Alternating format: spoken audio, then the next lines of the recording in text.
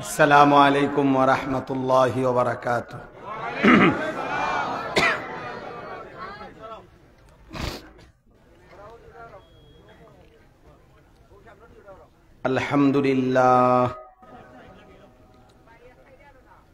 الحمد لله نحمده ونستعينه ونستغفره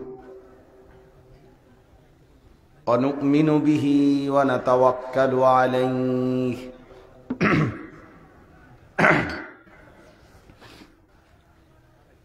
ونعوذ بالله من شرور أنفسنا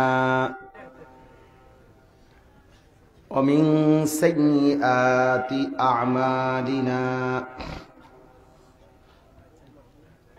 من يهده الله فلا مضل له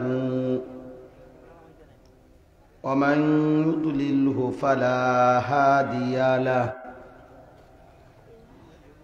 ونشهد أن لا إله إلا الله وحده لا شريك له ونشهد أن سيدنا وحبيبنا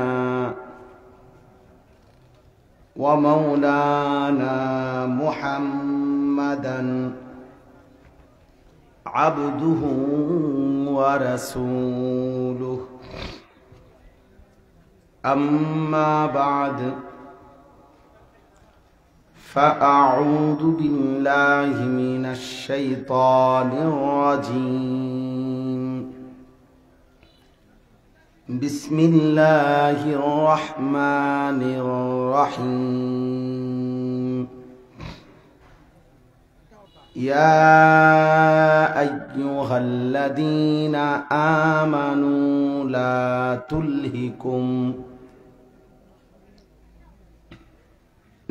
تلهكم أموالكم ولا أولادكم عن ذكر الله ومن يفعل ذلك فأولئك هم الخاسرون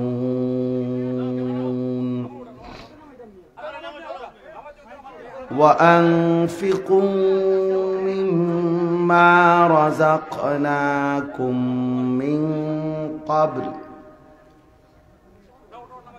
من قبل أن يأتي أحدكم الموت فيقول رب لولا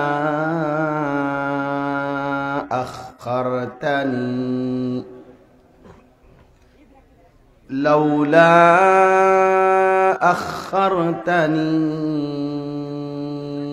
إلى أجل قريب فأصدق وأكن من الصالحين ولن يؤخر الله نفسا إذا جاء أجلها والله خبير بما تعملون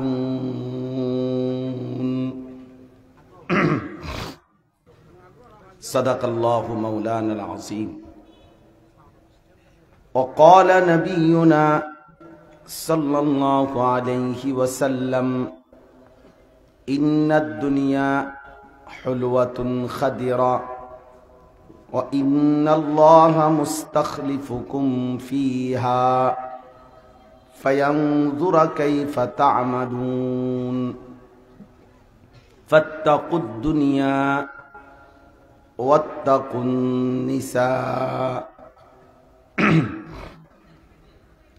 اللهم صل على محمد وعلى آل محمد كما صليت على إبراهيم وعلى آل إبراهيم إنك حميد مجيد اللهم بارك على محمد وعلى آل محمد كما باركت على إبراهيم وعلى آل إبراهيم إنك حميد مجيد سبحانك لا علم لنا إلا ما علمتنا إنك أنت العليم الحكيم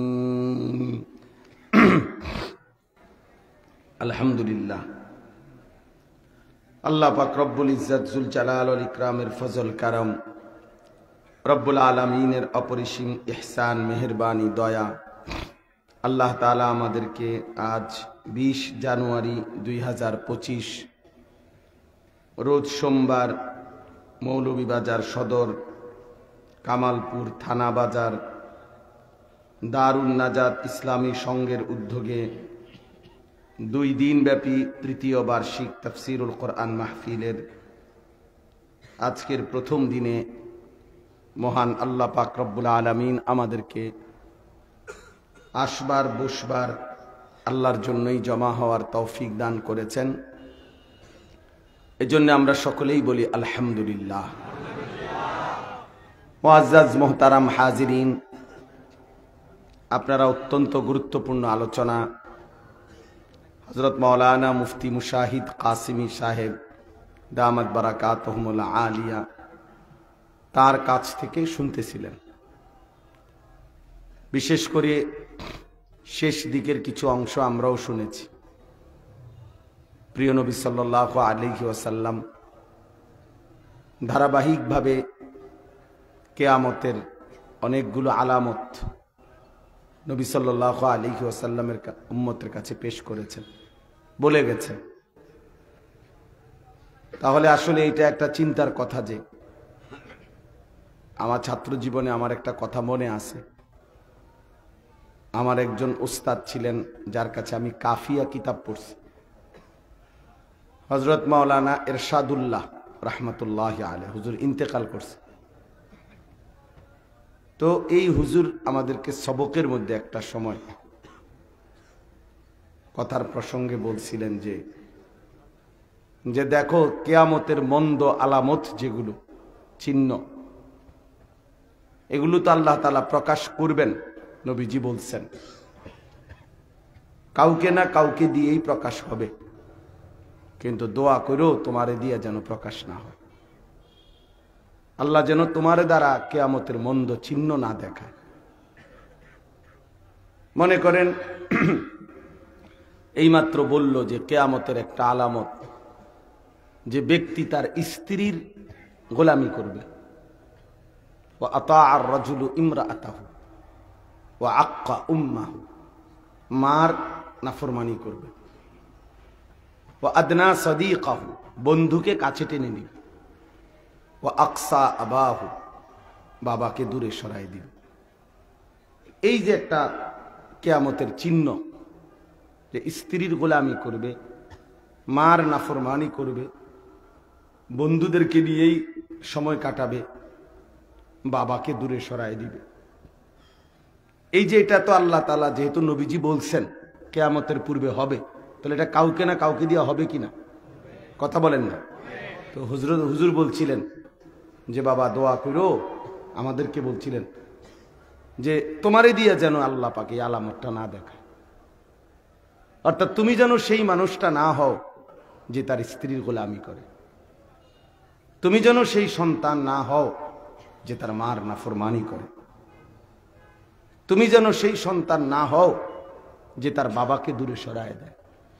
তুমি যেন সেই ছেলেটা না হও যে তার বন্ধুদেরকে কাছে টান, বন্ধুদেরকে নিয়েই ব্যস্ত থাকে। এটা যেন আল্লাহ আমারে দিয়া না দেখায়, আমারে দিয়ে না দেখায়। এই জন্য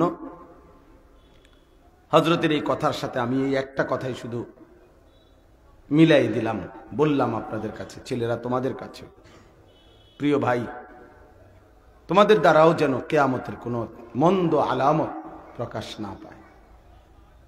যেমন আল্লাহর নবী সাল্লাল্লাহু আলাইহি ওয়াসাল্লাম বলছেন, কিয়ামতের পূর্বে যে দাজ্জাল বের হবে, সেই দাজ্জালের চুল এলোমেলো হবে, স্বাভাবিক চুলের ব্যতিক্রম, ঝাঁকড়া কোকড়া, সামনে বড়, ডানে বামে বড় এবং বিশ্রী স্বাভাবিকতার পরিপন্থী। আল্লাহর নবী সাল্লাল্লাহু আলাইহি সাল্লাম বলছেন এটা দাজ্জালের চুল। ইন্নাহু শাবুন কাতাতুন, দাজ্জাল হবে যুবক এবং কাতাত, এই কাতাত শব্দের অর্থ হলো চুল এলোমেলো। যুগ যুগ ধরে পূর্বপুরুষের আল্লাহর বান্দাদের যে স্বাভাবিক চুল তার ব্যতিক্রম, এটা দাজ্জালের চুল। আল্লাহ তাআলা বলছেন, নবী সাল্লাল্লাহু আলাইহি সাল্লাম বলছেন। তাইলে সেইটা যদি তোমাদের মাথায় যাদের আছে, তোমরা ইনসাফের সাথে, যারা সেলুন থেকে, মোবাইল থেকে, কিংবা কোনো সিনেমার নায়ক, ফুটবল ক্রিকেটের কোনো কাফের খেলোয়াড়, তার থেকে তোমরা যে চুলের ডিজাইন নিছো, এরকম ঝাঁকড়া চুল, বড় চুল, চারদিকে কাটা, মাঝখানে পাখির বাসার মতো ইত্যাদি বিভিন্ন রকম, প্রিয় ভাই আমার মনে রাখো, এটা দাজ্জালের চুল, কাফেরের চুল, মুশরিকের চুল। তাইলে কিয়ামতের এই মন্দ চিহ্নটা আল্লাহ তোমারে দিয়া দেখাইল, তুমি বদনসিব, তুমি মনে করো তুমি মন্দ কপাল, খোদার লানতের জন্য আল্লাহ তোমারে বাছাই করবে, দাজ্জালের চিহ্ন দেখাইবার জন্য তোমারে মনোনীত করবে। তো এটা কেমন অভিশপ্ত, কেমন অভিশপ্ত। এই জন্য ছেলেরা তোমাদেরকে বললাম, এমন কোন চিহ্ন যেন যারা আছেন মা বাপের কষ্ট দেন, স্ত্রীকে নিয়েই পড়ে আছেন, তাদেরও এটা ভাবা উচিত যে হায় আমি তো কিয়ামতের আলামত, লোকে তো আমারে দেখে বলবে এই যে কিয়ামতের আলামত, যে তে তার বোর গোলামি করে, মার নাফরমানি করে। এটা দেখলেই মানুষ কবে কিয়ামতের আলামত। তাহলে মানে আমারে দিয়ে আল্লাহ কি দেখাইলো? কিয়ামতের আলামত দেখাইল। এটা অভিশাপ, এটা অনেক বড় বদনসিব, এটা মন্দ কপাল, এটা দুর্ভাগ্য। এই জন্য প্রত্যেকেই এটা চেষ্টা করা উচিত যে আমার দ্বারা যেন আল্লাহ তাআলা কিয়ামতের কোনো মন্দ চিহ্ন আমার দ্বারা যেন না দেখায়, আমার দ্বারা যেন আমি যেন সেই দুর্ভাগ্য না বাগা না হই, আমি যেন সেই পোড়া কপাল না হই যে যাকে দিয়ে আল্লাহ তাআলা কিয়ামতের চিহ্ন দেখায়। এটা আল্লাহর কাছে দিল থেকে দোয়া করা উচিত। আল্লাহ তাআলা আমাদেরকে তৌফিক দান করেন। নওজোয়ান যাদের হাতে মোবাইল, এই হাতের মোবাইলগুলো নামায় ফেলো। এই যে হাতে হাতে ধরে রাখছো যেসব মোবাইল, দয়া করে একজনও, একটা ছেলেও, আমি বললাম হাতের মোবাইলগুলো নামাও। এই যে স্ট্যান্ড ছাড়া যেগুলো, এগুলো একটা মোবাইলও আর ধরে রাখো না, আমি নিষেধ করলাম। যদি এরপরে শুনতে মন না চায় তুমি উঠে চলে যাও, তোমার মতো ফালতু লোক এখানে বসার দরকার নেই। পরিষ্কার বললাম, যার পছন্দ হইল না কথাটা সে চলে গেলে ভালো। মোবাইল হাতে ধরে রাখলে দিল জমে না, মানে দিলের মধ্যে কথা ঢোকে না, মনোযোগ আসে না, ব্যস্ত থাকে। এই যে চাচারা অস্বস্তি বোধ করতেছিল এটা নিয়ে খটর খটর করার কারণে, যে ওনাদের শুনতে কষ্ট হচ্ছে, বসতে কষ্ট হচ্ছে, দেখতে কষ্ট হচ্ছে। এই জন্য বললাম হাতে ধরাটা আরো ক্ষতিকর। এটার দ্বারা ওই যে ধরে রাখে তার মারা বারবার মনে পড়ে, একটু পর পর তার মনে হয় এটার মধ্যে উঠতেছে কিনা, হে এটা ঠিকঠাক করতে করতেই সময়টা শেষ। আল্লাহওয়ালা বা ওলামায়ে কেরাম তার জন্য কি বলছে তার কিছুই মনে নেই। তাহলে ভাইয়া মোবাইলের মধ্যে জমলো 1 লক্ষ ওয়াজ, যদি মোবাইলের মধ্যে কারো জমা হয় তো এতে করে কবরের আযাব মাফ তো? কথা বলেন না? বাংলাদেশের 100 বক্তার সাথে একটা একটা করে ছবি থাকলে তাহলে কবরে তো আর কোনো আযাব নাই, কবরে তার ফিরতো না। তো দুজনের ফিরতে আরে কম যায় না, দুজন কেটা বুঝছেন নি? বক্তা শ্রোতা দুজনের ফিরতে আরে বাইন্দে ফিরতে আরে একসাথে। এই জন্য বললাম দয়া করে আমরা প্রত্যেকে এখনকার শুধু আমার বয়ানের জন্য না ভাইয়া, আজকে সৌভাগ্য যে আমার শায়েখ আরিফ বিল্লাহ হাকিমুন নফস আল্লামা মুফতি মুশতাকুন নবী কাসিমি হযরত ইনশাআল্লাহ বয়ান করবেন, তো আরো উলামায়ে কেরাম বয়ান করবেন। এই মাহফিল আগামীকালকেও হবে ইনশাআল্লাহ, অনেক বড় বড় বুজুর্গ উলামায়ে কেরাম আগামীকালকেও বয়ান করবেন, আজকেও করেছেন।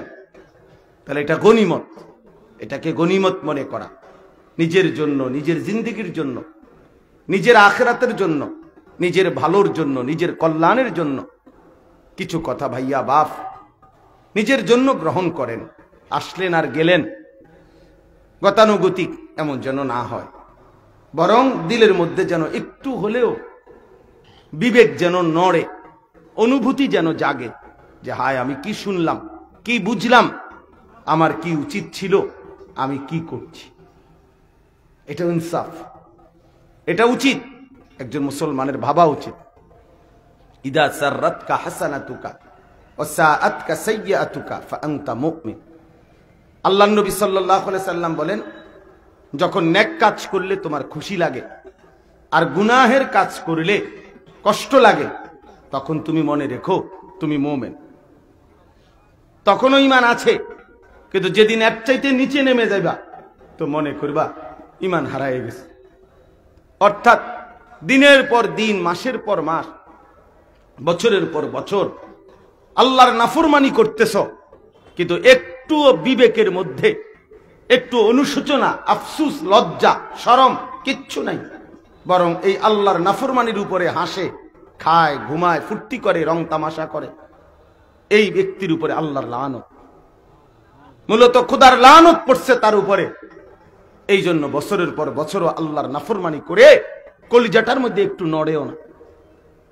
তোমরা যারা ছেলেরা মনে করো 365 দিনের এক বছরে কোনো দিন ফজরের নামাজ পড়লা না, খোদার একটা বছর কোনোদিন ফজরের নামাজ পড়লা না, প্রিয় সন্তান ভাই আমার বলো তুমি আল্লাহকে ভুলছো কতদিন?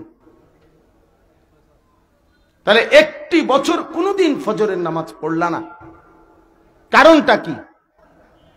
এমন হলো কেন? মূল কারণ হলো তোমার উপরে আল্লাহর লানত পড়ছে, এই কারণে খোদার লানত পড়ছে তোর উপরে। এজন্য আল্লাহ তোকে সেজদা ভুলায় দিছে, এজন্য আল্লাহ তোকে আখিরাত ভুলায় দিছে, এজন্য আল্লাহ তোকে আখিরাত ভুলায় দিছে। 30 বছর ধরে মিথ্যা বলে, 30 বছর ধরে সুদ খায়, প্রতিদিন ওজনে কম দেয়, প্রতিদিন নাচ গান, নাটক, সিনেমা, নর্তকী, ছবি, উলঙ্গ দৃশ্য, জিনা, ব্যভিচারের দৃশ্য প্রতিদিন দেখতেছে, প্রতিদিন আল্লাহর নাফরমানি, বছরের পর বছর বিড়ি সিগারেট খাইতেছে, কথায় কথায় গালিগালাজ করতেছে, প্রতিদিন হারাম উপার্জন করতেছে। একজন মুসলমান এভাবে ধারাবাহিক 30 বছর মিথ্যা বলে কেমনে? 20 বছর মিথ্যা বলে কেমনে মিয়া? 30 বছর সুদ খায় কেমনে? একজন মহিলা 20 বছর কেমনে বেপর্দা থাকে? একটা মুসলমানের ঘরে প্রত্যেক দিন কেমনে নাচ গান, নাটক, সিনেমা, টেলিভিশন চলে? কিভাবে? এইভাবে আল্লাহকে ভুলে গেল কেমনে? আখিরাত ভুলে গেল কেমনে? মূলত আল্লাহর লানত পড়ছে, এই কারণে ভুলে গেছে। খোদার লানত পড়ছে তোমার উপরে, তোমার ফ্যামিলির উপরে আল্লাহর লানত পড়ছে। এই জন্য তোমার ফ্যামিলি ওলারা ভাত চিনছে, সেজদা চিনে নাই। এই জন্য তোমার ঘরওয়ালারা বিল্ডিং চিনছে, কিন্তু মালিক চিনে নাই। মালিক চিনে না, বিল্ডিং চিনছে। বিল্ডিং বুঝছে। ওয়ালা তাকুনু কাল্লাযীনা নাসুল্লাহ ফাআনসাহুম আনফুসাহুম। আল্লাহ বলে, বান্দা আমি আল্লাহকে এতটা ভুলে যেও না। বেশি লম্বা যদি ভুলে যাও, একদিন আমি আল্লাহ তোমাকেই ভুলায় দেব। তার মানে তাফসীরের মধ্যে লিখছে, নিজেকে ভুলায় দিবে মানে হলো আমি আল্লাহ তোমার আখিরাত ভুলায় দেব, তোমার কবর ভুলায় দেব, তোমার হাসর ভুলায় দেব, তোমার মিজান ভুলায় দেব, তোমার আমল নামার কথা ভুলায় দেব, তোমার ফুলসিরাতের কথা ভুলায় দেব। আর কোনদিন কবর, হাসর, আখিরাত, পরকালের কথা আর কখনো মনে পড়বে না। জীবনটা তখন জন্তু জানোয়ার হাইওয়ানের মতো একটা জীবন হয়ে যাবে। তখন জীবন তখন জানোয়ারের জীবন হবে, যে জীবন শুধু খায়, ঘুমায়, পেশাব পায়খানা করে, যৌন চাহিদা পূরণ করে, শুধু দুনিয়া কামাই করে, আর খায় আর ঘুমায় আর লজ্জাস্থানের চাহিদা পূরণ করে, যেটা জানোয়ারের স্বভাব। জানোয়ারও খায়, ঘুমায়, পেশাব পায়খানা করে, জানোয়ারেরও যৌন চাহিদা পূরণ করে। এই জন্য জানোয়ারেরও বাচ্চা হয়, গরু ছাগলেরও তো ছাও আছে, কুত্তা বিলেরও তো ছাও হয়, বেটা বাচ্চা হয় না? বাচ্চা তো তারে তো বোঝা গেল এগুলোরও তো যৌন চাহিদা পূরণ হয়, নাহলে বাচ্চা হয় কেমনে বলেন? এগুলো তো খায়, ঘুমায়, বরঞ্চ দুনিয়া মানুষের চাইতে জন্তু জানোয়ার আরো বেশি ভোগ করে। একটা হাতি একদিনে, গবেষকদের কথা হলো, 250 কেজি খাবার খায়। 290 লিটার পানি পান করে একটি হাতি একদিনে। এটা প্রাণীবিদ্যা গবেষকদের কথা। একটি তিমি এক লোকমায় 200 জন সামর্থ্যবান মানুষের সমপরিমাণ খাবার খায়, একটা তিমি সাগরের। তাহলে দুনিয়া জানোয়ার, জঙ্গলের বাঘ, সিংহ, ভাল্লুক কোন বেলা গোশত ছাড়া অন্য কিছু খায়? কথা বলেন না কেন? আপনি প্রত্যেক বেলা গোশত খান মেয়া, তাহলে আপনি দুনিয়া কি ভোগ করলেন? এই জন্য প্রিয় বাপ আমার, বন্ধু আমার, নওজোয়ান সাথী আমার, উলামায়ে কেরামের এই কথাগুলো, এই নসিহতগুলোকে গনিমত মনে করেন, দিলের সাথে বুঝাপড়া করেন। আপনার অন্তরের অবস্থা কি? এই যে বছরের পর বছর বিড়ি খাইতেছেন, কোনোদিনও লজ্জা লাগে না? আপনি কিসের মুসলমান? প্রতিদিন মিথ্যা বলে মুসলমান, কথায় কথায় গালি দেন, কথায় কথায় কাস্টমারকে ঠকান, প্রত্যেক দিন ওজনে কম দেন, সব সময় সুদের লেনদেন করেন। ছেলেটা কোনোদিনও নামাজ পড়ে না, মেয়েটা কোনোদিনও পর্দা করে না, স্ত্রী কোনোদিনও পর্দা করে না। ঘরের এই মানুষগুলো আপনার ঘরে, আপনি বাপ জীবিত, আর আপনার ছেলে কোনোদিন ফজরের নামাজ পড়ে না, মেয়েটা কোনোদিন ফজরের নামাজ পড়ে না। 14 বছরের 16 বছরের মেয়েটা টাইট কাপড় পইরা, 8-7 কাপড় পরা রাস্তা রাস্তায় ঘুরে, আর অসভ্য জানোয়ার বখাটে দুশ্চরিত্র লম্পট ছেলেরা পিছে পিছে হাঁটে, টিটকারি মারে, ইটকারি মারে, বিভিন্ন শীষ মারে, অশ্রাব্য কথা বলে। আর তুই বেটা বইয়ে বইয়ে পয়সা কামাই করো। কি ধরনের বাপ হইলি বেটা তুই? বেটা লানত পড়ছে, এই জন্য এরকম হইছে। বিবেকের উপরে লানত পড়ছে, চোখের উপরে লানত পড়ছে, মাথার উপরে লানত পড়ছে, জেহানের উপরে, বুদ্ধি বিবেকের উপরে আল্লাহর লানত পড়ছে। এই কারণে, নাহলে বিবেক থাকলে বুঝতো আমার মেয়ে কেন বেপর্দা? আমি মানুষ, মুসলমান, আমার স্ত্রী বেপর্দা হবে কেন? আমার ছেলে নামাজ পড়বে না কেন? আমার ঘর নাফরমানের ঘর হবে কেন? আমার ছেলে মেয়ে নাতি নাতনি মুসলমান হয়ে আল্লাহর কোরআন পড়তে পারবে না কেন? কোরআন পড়বে না কেন? আমি কিসের মুসলমান হইলাম? বাতের নাম মুসলমান, বিল্ডিং এর নাম মুসলমান, লন্ডনের নাম মুসলমান, ইউরোপের নাম মুসলমান। কি বুঝাইতে চান আপনারা? কি বলতে চান? বাংলাদেশ কিংবা বিদেশ এটাই সফলতা? বিল্ডিং কিংবা দালান এটাই মুসলমানের সফলতা? কথা বলেন না কেন? এটাই সফলতা আমাদের? বিল্ডিং দেখাইছেন নাকি আপনি সফল? বিল্ডিং দেখাইয়া সফল হয়? তো কি দেখান? বিল্ডিং দেখান কিনতেন, সোফা কিনতেন দেখান, ফার্নিচার কি লেগে দেখান, দামি গাড়ি দেখান কেন, জমি দেখান কেন, এগুলো বলেন কেন? সেজদার কথা বলেন, ছেলেটা নামাজ পড়ে কিনা বলেন, মেয়েটা পর্দা করে কিনা বলেন, ছেলের বউ পর্দা করে কিনা বলেন, ছেলে আল্লাহর কোরআন পড়তে পারে কিনা বলেন, আপনি নিজে কোরআন পড়তে পারেন কিনা বলেন, এটা হিসাব দেন। মুসলমান তো আপনি এগুলা না বলবেন, মুসলমান তো আখেরাত বলবে। মুসলমান দুনিয়াতে এমনি মিলে যায়, দুনিয়া চাইতেও হয় না মিয়া, দুনিয়া লেগে দোয়াও করতে হয় না, কোনো দরকার নাই মিয়া। খালি বাল্লি কাফের বেঈমান কার কাছে দোয়া করে? হেরা দুনিয়া পায় নাই। কথা বলেন না কেন? যারা নাস্তিক মুরতাদ, যারা ডাইরেক্ট বলে যে আল্লাহ বলতে কিচ্ছু নাই, তারা দুনিয়া ভোগ করে না, তো হে কোত্থেকে পায়? সে পায় কোত্থেকে? তাকে আল্লাহ দেয় কিনা বলেন না কেন? তো দুনিয়া একটা ফালতু জিনিস, এটা আল্লাহ বেঈমানরেও দেয়, মুশরিককেও দেয়, এটা নাস্তিককেও দেয়, যে আল্লাহরে মানে না, যে আল্লাহকে স্বীকারই করেন। আল্লাহ বলতে কিছু আছে? এমন পণ্ডিত, এমন বুদ্ধিজীবী আছে এই বাংলাদেশের জমিনে আছে, পরিষ্কার বলে আমাকে কেউ বানাইছেন, আমি এটা মনে করি না, আমি প্রকৃতির সৃষ্টি। হেতারে প্রকৃতি বানাইছে তার আব্বা, প্রকৃতি, তার সৃষ্টিকর্তা প্রকৃতি।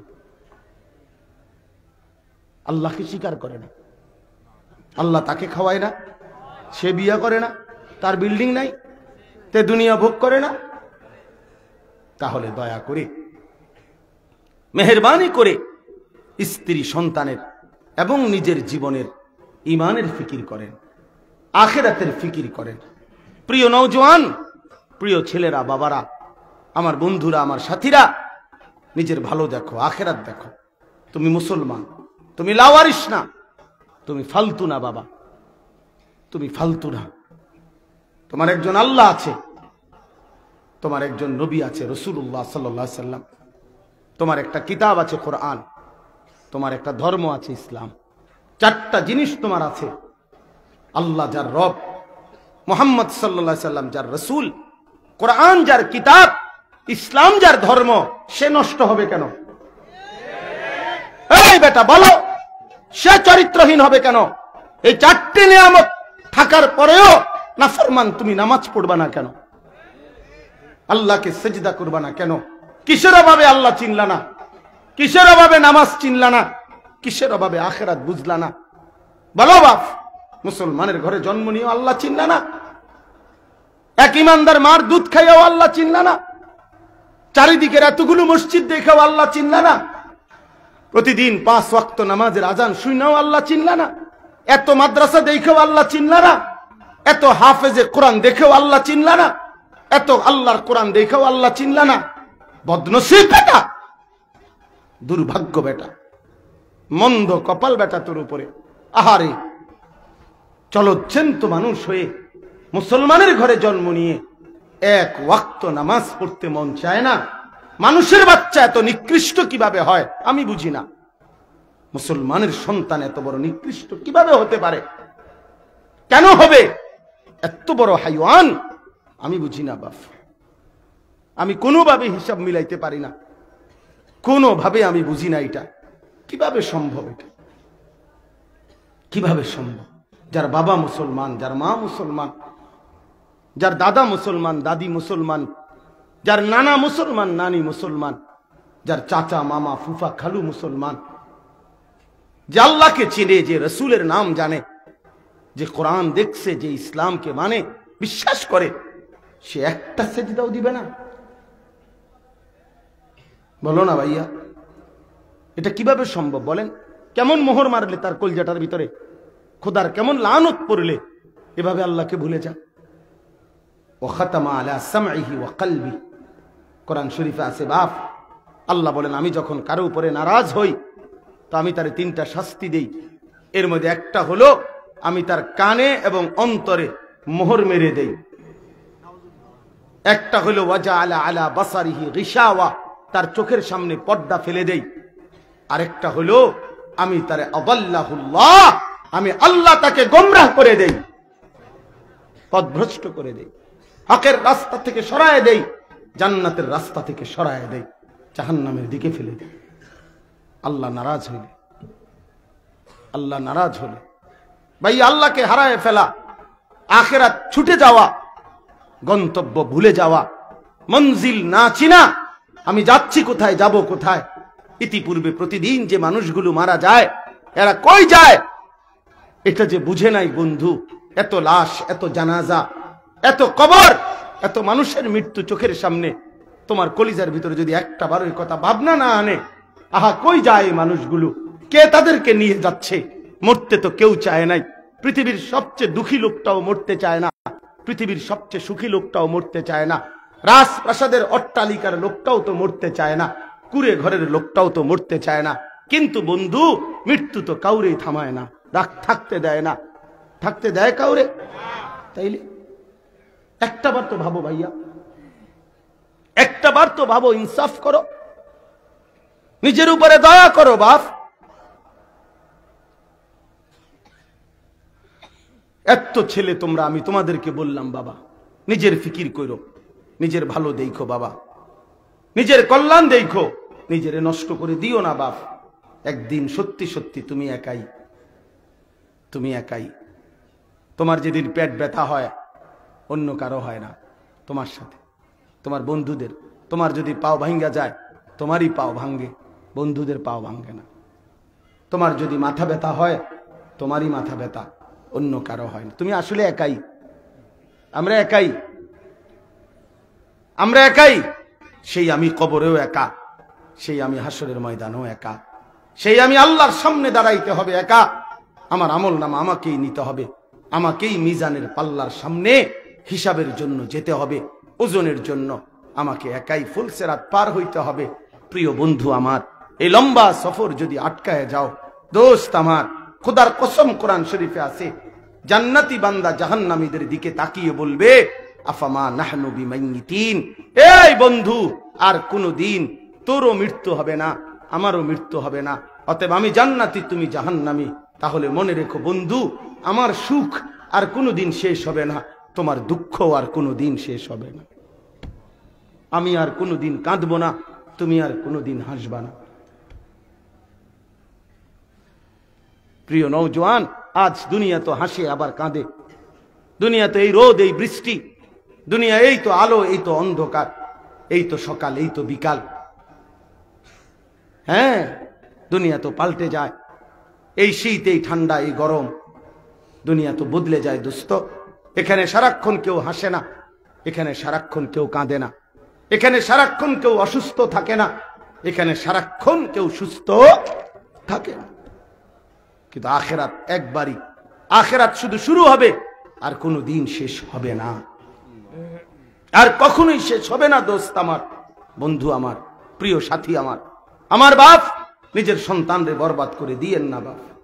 ছেলেটা বেনামাজি, এটার ফিকির করেন, এটার ফিকির করেন, ছেলেটার নামাজের ফিকির করেন, ছেলের টাকার ফিকির করেন না। রিজিক বরাদ্দ আল্লাহ দিবেই, এখানে থাকুক সেখানে থাকুক, রিজিক মিলেই যাবে। আল্লাহ তাআলা আমাদেরকে তৌফিক দান করেন, আল্লাহ আমাদেরকে কবুল করে নেন। আমি যেই সূরার 3টা আয়াত পড়ছি আপনাদের কাছে সংক্ষেপে এই 3টা আয়াত তরজমা শুনাইতে চাই।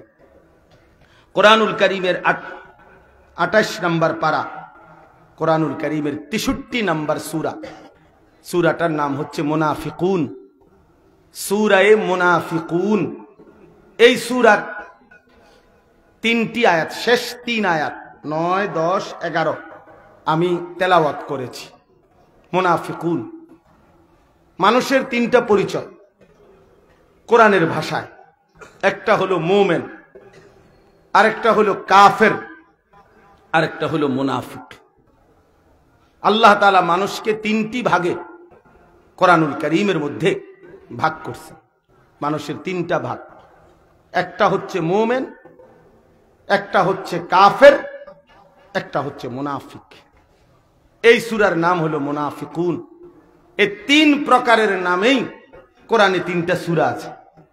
সূরায়ে মুমিনুন কোরআনে আছে, সূরায়ে কাফিরুন, কাফের বহুবচন, এটাও আছে, আবার সূরায়ে মুনাফিকুন, মুনাফিকদের নামেও এই সূরাটা। এর মধ্যে সহজ কথা হলো কালেমা লা ইলাহা ইল্লাল্লাহ মুহাম্মাদুর রাসূলুল্লাহ। এই কালেমা দিল দিয়ে যে বিশ্বাস করে, জবান দিয়ে উচ্চারণ করে, এবং সারা অঙ্গ প্রত্যঙ্গ দিয়ে বাস্তবায়ন করে, এক কথায় সে মুমিন। সে কি? মুমিন। যে কালেমাকে, আল্লাহর প্রতি ঈমানকে, কালেমাকে দিল দিয়েও মানে, জবান দিয়েও মানে, সারা অঙ্গে ঈমানের দাবিতে আমার আল্লাহ আমার কাছে যা চায় তাও পালন করে, সে মুমিন। আর 2 নাম্বার কাফের। কাফের কি? সংক্ষেপে বলতেছি, তাকযীবুন নবী সাল্লাল্লাহু আলাইহি ওয়াসাল্লাম বিআইয়ি শাইইন মা জাআ বিহি। নবী সাল্লাল্লাহু আলাইহি ওয়াসাল্লাম তার 23 বছরের নবুয়তের জীবনে যা কিছু নিয়ে এসেছেন আল্লাহর পক্ষ থেকে, তার যেই কোনো একটি জিনিসকে, এক বিন্দু, একটি ছোট্ট হোক, আদনা থেকে আদনা, যে কোনো একটি বিষয়কে মিথ্যা মনে করা, মিথ্যা প্রতিপন্ন করা, অস্বীকার করা, অবিশ্বাস করা, এটাই কাফের। তাহলে কাফের হওয়ার জন্য ইসলামের সবকিছু অস্বীকার করা জরুরি না, বরং আমাদের প্রিয় নবী সাল্লাল্লাহু আলাইহি সাল্লামের 23 বছরের জীবনের যেই কোনো একটি ছোট্ট বিষয়কেই অস্বীকার করলেই সে কাফের। সে কাফের, ছোট হোক। এটা মেসওয়াক, এটা দাড়ি, এটা টুপি, এটা মুসল্লা, এটা ছোট্ট আমল ইসলামের, কিন্তু নবীজির থেকে প্রমাণিত। কথা বুঝেন নাই? কার থেকে প্রমাণিত? নবীজির থেকে প্রমাণিত। আল্লাহ নবী সাল্লাল্লাহু আলাইহি সাল্লাম করছেন, অথবা বলছেন, অথবা সমর্থন করছেন, আল্লাহর পক্ষ থেকে শুনাইছেন। তো এটা ছোট্ট হোক, এরপরও এটাকে অস্বীকার করা, অবজ্ঞা করা, তুচ্ছ তাচ্ছিল্য করা, এটা কুফরি। এই লোক কাফের। আর 3 নাম্বার হলো মুনাফিক। মুনাফিক কি? মুনাফিক হলো হুয়াল্লাযী ইউযহিরুল ইসলাম ওয়া ইউবতিনুল কুফরা। 2 মুখো সাপ। অর্থাৎ যে মুখে বলে মুসলমান, কিন্তু অন্তর পুরাটার মধ্যে কুফরি। মুখে পরিচয় দেয় মুসলমান, কিন্তু তার অন্তরের মধ্যে ইসলাম, আল্লাহর কালেমা, আল্লাহর দ্বীনের প্রতি মোটেই কোনো বিশ্বাস, আস্থা কিচ্ছু নাই, কিচ্ছু নেই। এরে বলে মুনাফিক। অর্থাৎ যার 2 মুখী আচরণ, মুখে বলে একরকম, দিলের মধ্যে কি ভিন্ন রকম। একদম সহজে বুঝবেন। একটা সুন্দর উদাহরণ দিলে তাফসিরে আছে, আপনারা খুব সুন্দর বুঝবেন। আরবিতে বলে আর কি মুনাফিক কাকে বলে, এটা বুঝাবার জন্য আরবিতে একটা উদাহরণ দেয় সুন্দর। আরব দেশে এক ধরনের ইঁদুর ছিল। এই ইঁদুরের নাম হলো ইয়ারবু'। ইয়ারবু' ইঁদুরের নাম। এই ইঁদুর সাইজে একটু বড়। স্বাভাবিকভাবে এই ইঁদুরগুলোর স্বভাব ছিল যে ইঁদুর গর্ত করত। ইঁদুরে একটা গর্ত কইরা মনে করেন এই গর্তের ভিতরে থাকে ইঁদুর। কিন্তু এই ইঁদুরের স্বভাব ছিল, এই যে এদিক দিয়ে একটা গর্ত করছে মুখ, যেটা দিয়ে সে আপনার ভিতরে ঢোকে বাইর হয়, তো এদিক দিয়ে সে মাটি আপনার খোরল করতে করতে করতে মাটিরে ওই মনে করেন আধা মাইল দূরে, আধা কিলো দূরে, এ পুরা মাটি নিচে দিয়া সরাইয়া সরাইয়া সরাইয়া সরাইয়া ওইখান দিয়া আরেকটা মুখ বানাইছে। কিন্তু ওই মুখটা এরকম যে উপরের একটা লাস্ট যে মাটির যে শেষ অংশটা, এইটা শুধু ফালায় নাই, বাকি সবটা রেডি। মানে এই শুধু এরকম পাতলা, শুধু কাগজটার মতো এই কদ্দুর মাটি আছে, আর বাকি মাটি সব সরাইয়া এটা রেডি করে রাখছে রাস্তা। এই উপরে দিয়া যে কেউ দেখলে মনে করে এখানে কোনো গর্ত নাই, কারণ এই মুখটা তো আছে, লাগাই না, বুঝেন নাই? কিন্তু ওইখানে রেডি করে রাখছে। তো এই ইয়ারবু', এই ইন্দুরের স্বভাব ছিল, যখনই কেউ তারে দৌড়ানি দিত, কোনো মানুষ লাঠি নিয়া বা কিছু নিয়া যদি ওই ইন্দুরটাকে দৌড়ানি দিত, তো সে করত কি, এই ইন্দুর এই মুখ দিয়া, যেদিক দিয়ে তার বড় খোলা মুখ, এন দিয়ে ঢুকছে, তো ঢুকাতে এই লোকটা এখানেই দাঁড়ায় রয়েছে, হে তো বুঝতে যাচ্ছা এটা নিয়ে নাড়ানাড়ি করে, হে তো এন দিয়ে বাইরিব আবার। কথা বুঝছেন কিনা? কিন্তু সে একটা দৌড় দিয়া ওইখান দিয়া বাইরে হয়ে গেছে, কারণ ওইটা না রেডি আছে, হের শুধু আমরা খোঁচা দিছে, আরে বাইরে হয়ে গেছে। তো এইটা যখন মানুষ দেখতো আরবে, মানে ওই দিক দিয়ে বাইরে গেছে, তখন মানুষ আরবের প্রবাদ ছিল আর কি, আরবের মানুষ বলতো না ফাকালিয়ার রবু, হায় হায় ইন্দুর তো মুনাফিকি করলো, ইন্দুর কি করলো, তে তো মুনাফিকি করলো, তে তো বুঝাইলো আমারে তার মুখ এইটা, কিন্তু আসলে তো সেই ওই দিক দিয়ে আরেকটা মুখ রাখছে, সে তো ওই দিক দিয়ে বাইর হয়ে গেল, তাহলে এইটা কি হইলো মুনাফিক। এইটা এখান থেকে বুঝায় যে মুনাফিক বলতে বুঝায় যে এক মুখে সে তো বলে মুসলমান, কিন্তু যখনই এই জায়গা নাড়ে, যখনই ইমানদারদের মজলিস থেকে নাড়ে অন্যত্র বেঈমানদের কাছে যায়, কাফের মুশরিকের কাছে যায়, ইযা খালাউ ইলা শায়াতিনহিম ক্বালু ইন্না মাআকুম, তারা ওইখানে গিয়েই বলে আমি মূলত তোমাদের সাথী, আমি তোমাদেরই সঙ্গী, অর্থাৎ ওইখানে গিয়ে তার খোলস পাল্টায়া ফেলে। এখানে আসলে বলে একরকম, ওইখানে গেলে বলে আরেক রকম। এই দ্বিমুখী আচরণের মানুষকে বলা হয় মুনাফিক। মুনাফিক, এটা মুনাফিক, এটা মুনাফিক। এবার আসেন কোরআনুল কারীমের মধ্যে আল্লাহ তাআলা এই মুনাফিকের ব্যাপারে, এই সূরা, মুনাফিকদের মধ্যে সবচেয়ে বড় সর্দার ছিল রাসূলুল্লাহ সাল্লাল্লাহু আলাইহি সাল্লামের জামানায় আব্দুল্লাহ ইবনে উবাই ইবনে সালুল। আব্দুল্লাহ ইবনে উবাই নামে মদিনার একজন ব্যক্তি, নবীজির আগমনের পূর্বে সে ছিল মদিনার বড় সর্দার। যখন আল্লাহর নবী সাল্লাল্লাহু আলাইহি ওয়াসাল্লাম মদিনায় গেলেন, তখন তার সর্দারি ছুটে গেছে, নবীজি হয়ে গেছেন সবচেয়ে বড় সর্দার, সকলের শ্রদ্ধেয়। এই লোকটা তখন রাসূলুল্লাহ সাল্লাল্লাহু আলাইহি ওয়াসাল্লামের কাছে বাহ্যিকভাবে মুসলমানের পরিচয় দিছে, কালেমা পড়ছে, কিন্তু তার দিলের মধ্যে আল্লাহ এবং রাসূলের প্রতি মোটেই কোনো ঈমান ছিল না, বিদ্বেষেই ভরা ছিল। মদিনার 10টা বছর টানা আল্লাহর নবী সাল্লাল্লাহু আলাইহি সাল্লামের বিরুদ্ধে সে ষড়যন্ত্রই করে গেছে, ষড়যন্ত্রই করে গেছে। সর্বদাই নবীজির সামনে একরকম ভাব দেখাইতো, আর নবীজির কাছ থেকে উঠে মদিনার ইহুদি কাফেরদের সাথে মিশে আল্লাহর নবী সাল্লাল্লাহু আলাইহি সাল্লামের বিরুদ্ধে চক্রান্ত করত, ষড়যন্ত্র করত। এই মুনাফিক ছিল। তো একবার আল্লাহর নবী সাল্লাল্লাহু আলাইহি ওয়াসাল্লাম এক যুদ্ধে যখন গেছেন, তখন এই মুনাফিকরাও বাধ্য হইয়া ওই যুদ্ধে অংশগ্রহণ করছে। কিন্তু যুদ্ধের ময়দানে যুদ্ধ শেষ হওয়ার পর দুইজন সাহাবীর মধ্যে একটা ছোট্ট বিষয় নিয়ে একটু ঝগড়া হইছে। কিন্তু ঘটনা চক্রে হইল কি, যে দুইজন সাহাবীর মধ্যে ঝগড়া হইছে, এর মধ্যে একজন ছিল মক্কার সাহাবী, মুহাজির, যারা নবীজির সাথে হিজরত করে আসছে মক্কা থেকে, আর আরেকজন হইল মদিনার সাহাবী, যারা মদিনার থেকে মুসলমান হয়েছিল, যাদেরকে বলা হতো আনসার। এই ঝগড়াটা লাগছে এই মুহাজির এবং আনসার একটা কূপের পানিকে কেন্দ্র করে। তখন এই ঝগড়া লাগতে গিয়ে আনসারি সাহাবী আর এই মুহাজির তর্ক করতে গিয়ে মুহাজির সাহাবী আনসারি সাহাবীকে আঘাত করতে গিয়ে দুজনের ঝগড়ায় যিনি আনসার মদিনার, উনি একটু বেশি ব্যথা পাইছে, আঘাত পাইছে। আল্লাহর নবী সাল্লাল্লাহু আলাইহি সাল্লাম আয়েশা তৎক্ষণাৎ মীমাংসা করে দিছে, উনাদের মধ্যে সমঝোতা করে দিছে, মিলাইয়া দিছে উনাদেরকে।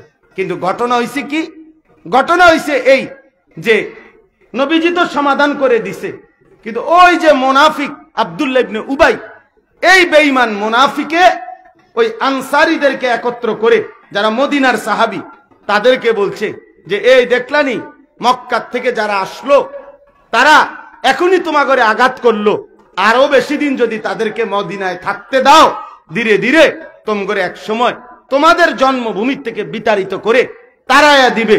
অতএব এখনই তোমাদের উচিত যে এই মক্কার লোকগুলোকে আর মদিনায় ঢুকতে না দেওয়া। নাউজুবিল্লাহ। এই কথা সে তাদেরকে বুঝাইছে, বুঝাইতে চেষ্টা করছে।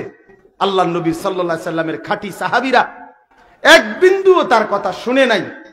তখন এই অবস্থার প্রেক্ষাপটে আল্লাহ তাআলা সূরা মুনাফিকুন, এই যে 28 নম্বর পারার এই 63 নম্বর এই সূরাটি নাজিল করে আল্লাহ তাআলা ওই মুনাফিক আব্দুল্লাহ ইবনে উবাইয়ের সম্পূর্ণ মুখোশ আল্লাহ তাআলা উন্মোচন করে দিয়েছেন। এবং তার আচরণটা আল্লাহ নবীর কাছে আল্লাহ স্পষ্ট বলেছেন যে ইদা জাআকাল মুনাফিকুনা ক্বালু নাশহাদু ইন্নাকা লারাসূলুল্লাহ, হে নবী, যখন মুনাফিকরা আপনার কাছে আসে তখন বলে যে নিশ্চয়ই আপনি আল্লাহর রাসূল। ওয়াল্লাহু ইয়ালামু ইন্নাকা লারাসূলু, আল্লাহ জানে আপনি আল্লাহর রাসূল।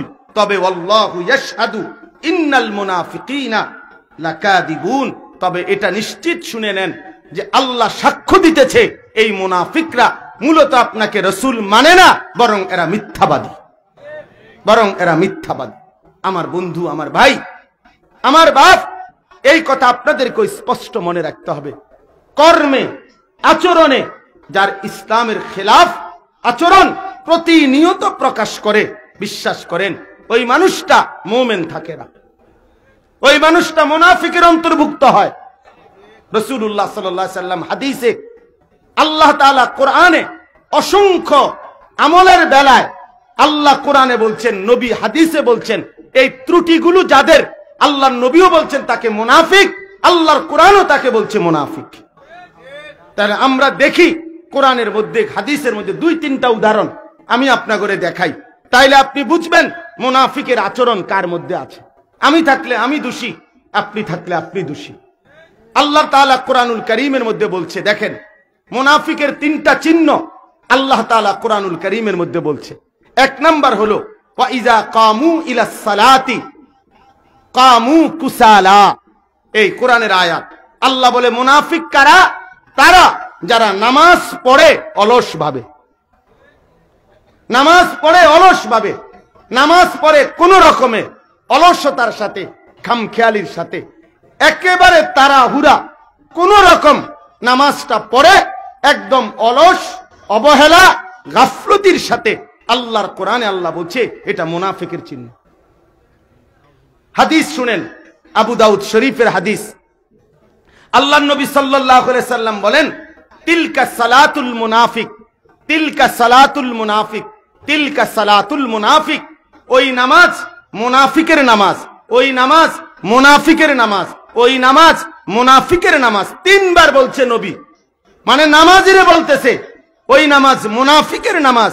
কামা ফানাক্কারা আরবাআন লা ইয়াযকুরুনাল্লাহা ইল্লা কালিলা, যে ব্যক্তি দাঁড়িয়ে 4 রাকাত নামাজ এমন ভাবে পড়লো যেন 4টা ঠোকর মারলো, ঠিক মতো জিকির, তাসবিহ, দোয়া, কালাম, সূরা, কেরাত আদায় করলো না, রাসূলুল্লাহ বলেন ওটা মুনাফিকের নামাজ। এবার ইনসাফের সাথে বলেন, প্রিয় বাপ আমার, বন্ধু আমার, বেনামাজির কথা বাদ দেন, বেনামাজি তো বাদে, আগেই বাদ, কিন্তু নামাজ পড়ে অথচ ঠিক মতো পড়ে না, আল্লাহর রাসূল এবং আল্লাহর কোরআন তাকে মুনাফিক বলছে, মুনাফিক বলছে। এখন বলেন, আমরা যাদের সূরা কেরাত অশুদ্ধ, আমাদের নামাজের কি হালাত? আমরা যারা 4 রাকাত সুন্নত নামাজ পড়তে গিয়া 1 মিনিটে 1.5 মিনিটেই দামাদাম তাড়াহুড়ো করে নামাজ পড়ে ফেলি, আমাদের নামাজের কি হালাত? আমরা যারা রুকুত থেকে সোজা হইয়া দাঁড়ায় না, রুকুত থেকে একটু মাথা উঠাইয়াই আরেকটা সেজদা দিয়ে ফেলি, আমাদের নামাজের কি হালাত? আমরা যারা সেজদা দিয়া মাথা একটু উঠাইয়া আরেকটা সেজদা দিয়ে ফেলি, আমাদের নামাজের কি হালাত? আমরা যারা নামাজের মধ্যে তাসবিহগুলো, নামাজের দোয়া, আত্তাহিয়াতু, দোয়ায়ে কুনুত, দোয়ায়ে মাসুরা, সানা, এগুলো শুদ্ধভাবে পড়তে পারি না, বরং তাড়াহুড়ো করে পড়ি, আমাদের নামাজের কি হালাত? বলেন, নবীজি তো বলছেন যে নামাজ শুধু ঠোকর মারে, তাড়াহুড়ো করে, এটা মুনাফিকের নামাজ। এজন্য দয়া করে নিজের নামাজ মুমিনের নামাজ বানান। যারা নামাজ পড়েন তাদেরকে বললাম, নিজের নামাজ ইমানদারের নামাজ পড়েন। 4 রাকাত নামাজ পড়েন, এত তাড়াতাড়ি কেন করেন? 100 দানার তসবিহ পড়ে, দেখবেন অনেক মাঝ বয়সী লোক তসবিহ পড়ে মনে যেন মেশিন চালু করে দিছে। সুবহানাল্লাহ, সুবহানাল্লাহ, সুবহানাল্লাহ, সুবহানাল্লাহ, সুবহানাল্লাহ, আলহামদুলিল্লাহ, আলহামদুলিল্লাহ, আলহামদুলিল্লাহ, আলহামদুলিল্লাহ, আল্লাহু আকবার, আল্লাহু আকবার, আল্লাহু আকবার। এটা কি? এভাবে তাসবিহ পড়তেন নবীজি? আপনার বিশ্বাস হয় এটা? আল্লাহর নবী এভাবে তাসবিহ পড়তেন? তাইলে বলেন, এ তো মুনাফিকি আচরণ। এজন্য নামাজকে তাড়াহুড়া করা, নামাজকে সুন্দরভাবে না পড়া, নামাজের সূরা, কেরাত, দোয়া, কালাম, রুকু, সেজদা ঠিক মতো না পড়া, এটা মুনাফিকের নামাজ, মুমিনের নামাজ নয়। আচ্ছা আসেন 2 নাম্বার, আল্লাহর নবী সাল্লাল্লাহু আলাইহি ওয়াসাল্লাম বলছেন, হাদিসের মধ্যে আছে, আপনারা অনেক শুনছেন এই হাদিসটা, যে নবীজি বলছেন মুনাফিকের চিহ্ন 4টি। কয়টি বলেন? মানে 2টা হাদিস মিলাই একসাথে বলে ফেললাম।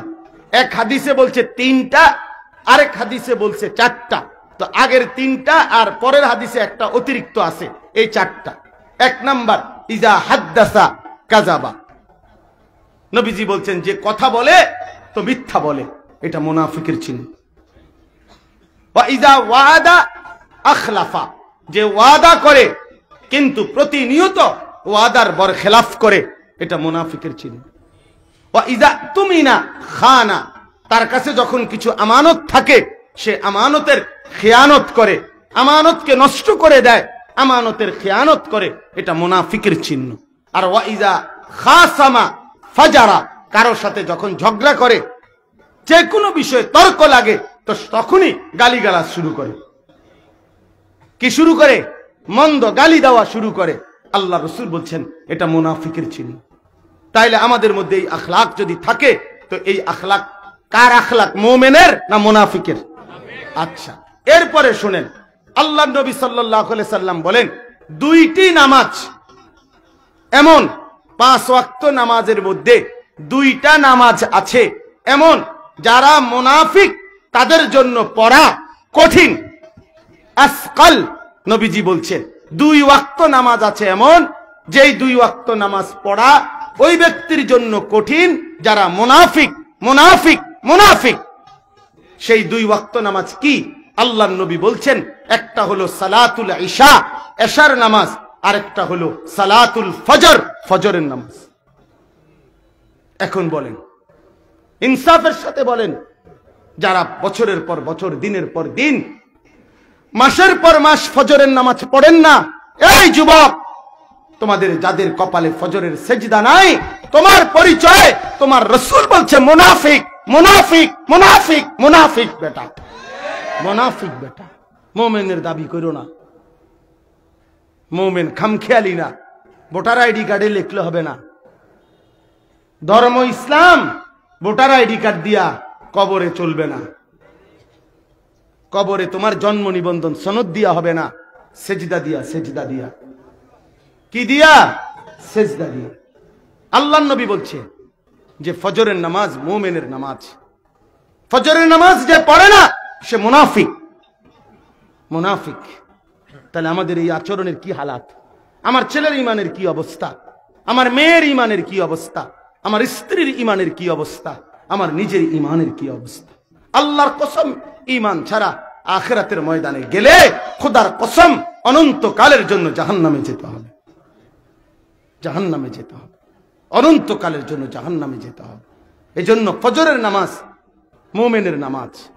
আমরা যারা এখানে বসছি, আমরা প্রত্যেকেই নিজেকে মুসলমান মনে করি, করি না? কথা বলেন না, করেন কিনা? নিজেকে মুমিন মনে করেন কিনা? যদি নিজেকে মুমিন মনে করেন, তাহলে এটা মনে রাখতে হবে, ফজরের নামাজের প্রতি যত্নবান হওয়া, ফজরের নামাজের প্রতি যত্নবান হওয়া, এটা ইনসাফের কথা। ফজরের নামাজ যে পড়ে না, নবীজি বলছে সে খবিস। বিশ্বাস করেন, ফজরের নামাজ যে পড়ে না, নবীজি বলছে তার 2 কানে শয়তান পেশাব করে দেয়। নবীজি বলছে ফজরের নামাজ না পড়ে যে ঘুম থেকে উঠে বাইরে বের হয়, সে শয়তানের পতাকা নিয়ে বের হয়, শয়তানের পতাকা নিয়ে বের হয়। এই শয়তানের অনুসারী, শয়তানের দোসর, নাউযুবিল্লাহ। অতএব এরকম অসংখ্য হাদিসের মধ্যে আল্লাহর নবী সাল্লাল্লাহু আলাইহি ওয়াসাল্লাম মুনাফিকের চিহ্ন বলেছেন। কোরআনুল কারীমে এবার শাস্তিটা শুনেন।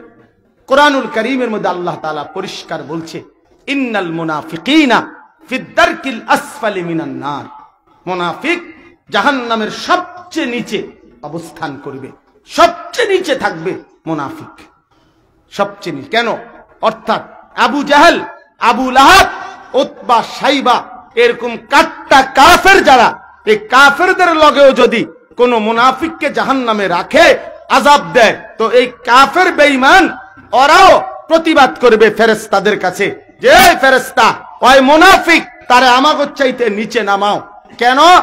আমরা তো প্রকাশ্য বিরোধিতাই করছি, আমরা দাবি করি নাই আমরা মুসলমান, আমরা বলছি আমরা ইসলাম মানি না, আমরা মুহাম্মদের বিরোধিতা করছি, এই জন্য আমরা জাহান্নামী হলাম। কিন্তু এই বেঈমান তো দাবি করছে মুসলমান, কিন্তু এর পরেও ইসলাম মানে নাই, কাজে এ আমাদের সাথে তার কোনো তুলনা নাই, তারে আমাগো চাইতে নিচে নামাও। ওই বেঈমান, ওই মুনাফিক, ওই দাবিদার ছিল মুসলমান কিন্তু আমল করে নাই। অতএব বাপ আমার, এই সূরার শেষ কথা আল্লাহ তাআলা আমাদেরকে আচরণের মধ্যে এই যে মুনাফিকি, এটা ছাড়তে গিয়ে একটা বড় কারণ বলছেন। কারণ হলো আমাদের মধ্যে সবচেয়ে বেশি হলো দুনিয়ার লোভ, সম্পদের লোভ, সন্তানের লোভ। এই জন্য হালাল হারাম, জায়েজ না জায়েজ, আখিরাতের পরকালের কথা আমাদের মনে থাকে না, বরং আমরা মনে করছি নগদ দুনিয়া, নগদ ছেলে মেয়ে, নগদ খুশি, নগদ আনন্দ, নগদ বাড়ি, নগদ ফুর্তি, এটাই সব না রে বন্ধু আমার, বাপ আমার, এটাই সব না। এই শেষ, এবার তর্জমাটা শুনেন, তাইলেই শেষ, একটা টানে তর্জমা বুঝবেন। আল্লাহ তাআলা বলেন, ইয়া আইয়ুহাল্লাযীনা আমানু, হে ঈমানদারগণ। তাইলে হে ঈমানদারগণ বলে যাকে ডাক দিছে তারা এরকম কোন কেউ আসেনি এনে? কথা বলে না কেন? হে ঈমানদারগণ বলে আল্লাহ যাদেরকে ডাকছে তারা আমরা এখানে আছিনি? আমাদেরকে ডাকছে। কথা বলেন না, আমাদেরকে ডাকছে কিনা? আল্লাহ বলেন, লা তুলহিকুম আমওয়ালুকুম ওয়ালা আওলাদুকুম আন যিকরিল্লাহ। এই মুনাফিক সূরার মধ্যে বলছে, হে ঈমানদার, তোমাদের সম্পদ এবং তোমাদের সন্তানাদি তোমাদেরকে আল্লাহর স্মরণ, আল্লাহর জিকির, আল্লাহর বন্দিগি যেন ভুলাইয়া না দেয়। আল্লাহ বলছে, মুমিন এত বড় ভুল করো না, ছেলের মোহে, মেয়ের মোহে পড়ে, সম্পদের লোভে পড়ে আল্লাহর স্মরণ ভুলে যেও না, সেজদা ভুলে যেও না, নামাজ ভুলে যেও না, হালাল ভুলে যেও না, আখিরাত ভুলে যেও না। ওমান ইয়াফআল যালিকা, যে এটা করবে, ফাউলাইকা হুমুল খাসিরুন, সে নিশ্চিত ক্ষতিগ্রস্ত হবে। আখিরাতে কি হবে? ক্ষতিগ্রস্ত হবে। দুনিয়া সবারই চলে মিয়া, দুনিয়া চলা আশ্চর্য না, আখিরাতে ক্ষতিগ্রস্ত হবে। এরপরে আল্লাহ তাআলা বলেন, ওয়া আনফিকু মিম্মা রাযাকনাকুম মিন ক্বাবলি আন ইয়াতিয়া আহাদাকুমুল মাউত। আল্লাহ বলছে, ঈমানদার, তোমাদের প্রত্যেকের মৃত্যু আসার আগে আগেই আল্লাহর পথে নিজের জান, নিজের মাল, নিজের সম্পদ খরচ করো, ব্যয় করো, আল্লাহর পথে খরচ করো। নিজের ছেলেকে, মেয়েকে, মাল, সম্পদ সবকিছু আল্লাহর জন্য ব্যয় করো, আল্লাহর পথে পরিচালনা করো। কেন? মৃত্যু আসার আগে আগেই করো। কেন আগেই করো? কেন? আল্লাহ বলেন, ফায়াকুলা রাব্বি লাউলা আখারতানি ইলা আজালিন করিব। কেননা নাফরমানি যদি করতে থাকো, আল্লাহর অবাধ্যতা যদি করতে থাকো, আখিরাতের ফিকির করো নাই, নামাজের ফিকির করো নাই, স্ত্রী সন্তানের পরকালের চিন্তা করো নাই, তাহলে মনে রেখো, যেদিন মৃত্যু আসবে, মালাকুল মউত আজরাইল সামনে আসবে, সেদিন প্রত্যেক নাফরমান পাপী আল্লাহর কাছে বলবে, আল্লাহ কিছু সময়ের জন্য আমাকে দুনিয়ায় থাকতে দেন। আফসোস করবে, একটু সময় চাইবে, একটু হায়াত চাইবে। কেন? আল্লাহ বলবে কেন? তো নাফরমান বলবে, ফাআসাদদাকা ওয়া আকুম মিনাস সালিহিন। আল্লাহ এবার যদি সুযোগ পাই, আজরাইল যদি চলে যায়, তাহলে আমি সব আপনার রাস্তায় দান করে দেব, আর আমি নিজেও 100 ভাগ নেককার হয়ে যাব। আল্লাহ বলেন, ওয়ালা ইউআখিরাল্লাহু নাফসান ইদা জাআ আজালুহা। নারে নাফরমান, আমি কোন প্রাণ, কোন আত্মাকে তার মৃত্যুর সময় হলে মালাকুল মউতকে হাজির করিলে আমি আর কাউকে সুযোগ দেই না।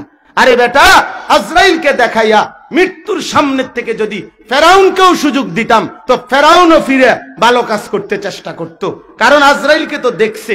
আজরাইলকে দেখাইলে আমি আর কাউকে ফেরত দেই না।